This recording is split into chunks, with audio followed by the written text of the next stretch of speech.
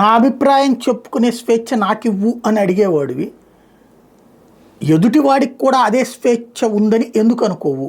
హిందువులకి మాత్రమే స్వేచ్ఛ ఉండదా? ఈ అంశానికి సంబంధించి చెడా శాస్త్రి గారికి సంబంధించిన ఒక కథనం చూద్దాం. భిన్నాభిప్రాయాల పట్ల సహనం చూపించడం నాగరిక లక్షణం, మానవ ద్వేషుల పట్ల వారి భావాల పట్ల సహనం చూపించడం ప్రచారం చేయడం నేరం. ఈ తేడాను గమనించకపోతే భావ ప్రకటన స్వేచ్ఛను గౌరవించడం అనే విలువ అంతిమంగా ఫాసిస్టు తోడేళ్లకు ఆహారంగా మారగలదు. ఈ విషయం రచయితలే కాదు ప్రచురణకర్తలు కూడా దృష్టిలో పెట్టుకోవాలి. లిబరల్ పబ్లిషర్సు ఫాసిస్ట్ రచనలు ప్రచురించవచ్చా అనే ప్రశ్న సందర్భంగా చేసిన ఆలోచన ఇది. ఒక మార్క్సిస్ట్ పెద్ద ఆయన తన వాల్ మీద పెట్టారు. సరే, ఆయన చెప్పిన మొదటి సూక్తి భిన్నాభిప్రాయాల పట్ల సహనం చూపించడం నాగరిక లక్షణం. ఇది అసలు కమ్యూనిస్ట్ సిద్ధాంతం నమ్మేవాళ్ళు చెప్పాల్సిన విషయమా? అసలు ఈ సిద్ధాంతం నమ్మే వీళ్ళు భిన్నాభిప్రాయాలను ఎప్పుడు గౌరవించారట? తమకు వ్యతిరేక భావాలను వ్యక్తపరిచే వాటిని మాటలతో వ్యక్తపరిచే వాళ్ళని మాటలతో వేటాడటం, ఇంకా అవసరం అనుకుంటే భౌతికంగా లేపేయడం వీళ్ళకి వెనతో పెట్టిన విద్య కదా.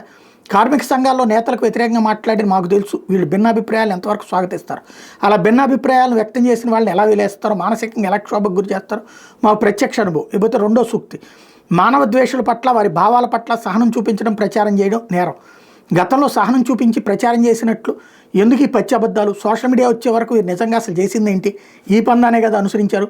పాఠ్యపుస్తకాల రచన, ప్రింట్ మీడియా అకాడమీలు వీరికి అబద్ధ హస్తాలతో బంధించి వీళ్ళ సిద్ధాంతాలకు భిన్నాభిప్రాయాలను వ్యక్తం చేసిన వాళ్ళని సింపుల్గా మానవ ద్వేషులుగా, ఫాసిస్టులుగా ముద్ర వేసి వీళ్ళు ఆక్రమించిన సిద్ధాంత సాహిత్య జాగాలో అవతల వైపు వారి భావజాలానికి కనీసం 1% చోటు ఇచ్చారా? ఇంటర్నెట్ వచ్చి వీరి వ్యతిరేక భావజాల జనాలకు కాస్త ప్రచారం చేసుకునే అవకాశం ఇచ్చింది. కానీ అంతకుముందు వీరి భావజాలానికి వ్యతిరేకంగా చెప్పుకునే మీడియా ఎక్కడుండేది? ఇంకా చూడండి, సిగ్గుపడకుండా ఎంత హైపోక్రటిక్గా మాట్లాడగలరో చూడండి.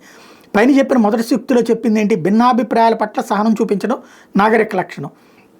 మరి రెండో సూక్తిలో చెప్పింది ఏంటి? సరిగ్గా దానికి వ్యతిరేకంగా. అంటే ఆ భిన్నాభిప్రాయాలు వ్యక్తం చేసేవారిని ఫాసిస్టులుగా ముద్ర వేసి వారి భావజాలానికి ప్రచారం లేకుండా చూసుకోవడం అనమాట. అంటే తమ భావజాలానికి అనుకూలంగా ఉండే వాళ్ళని మాత్రం వీరు నాగరికులుగా గుర్తించి వాళ్ళకి అన్ని హక్కులు ఉండనిస్తారు. తమకు నచ్చని భావజాలం ఉన్న వాళ్ళకి ఏ హక్కులు ఉండకూడదనమాట. వీళ్ళు కాదా నిజమైన ఫాసిస్టులు? వీళ్ళు అధికారంలో లేనప్పుడు, అంటే వీరు మైనార్టీగా ఉన్నప్పుడు మాత్రమే ఉదారవాదం గురించి, ప్రజలకు దక్కాల్సిన అన్ని హక్కుల గురించి, స్వేచ్ఛ గురించి 24 గంటల ఉపన్యాసాలు ఇస్తారు. కానీ ఒకసారి వీళ్ళు అధికారంలోకి వచ్చారా ఇక అంతే, ఇవి ఏవి ప్రజలకు దక్కనివ్వరు. ఏ కమ్యూనిస్టు పాలన అయినా చూడండి, ఆ దేశాల్లో ప్రజలకు కనీస భావ వ్యక్తీకరణ, స్వేచ్ఛ, స్వతంత్రాలు ఉండవు. పొరపాటున ఎవరైనా వ్యతిరేక భావజాలం వినిపించారంటే కటకటాల వెనక్కో కాటికో పంపించేస్తారు. అటువంటి ద్వంద్వ ప్రవృత్తుల వల్లే సామాన్య జనాలకు వీళ్ళు దూరం అయ్యారు.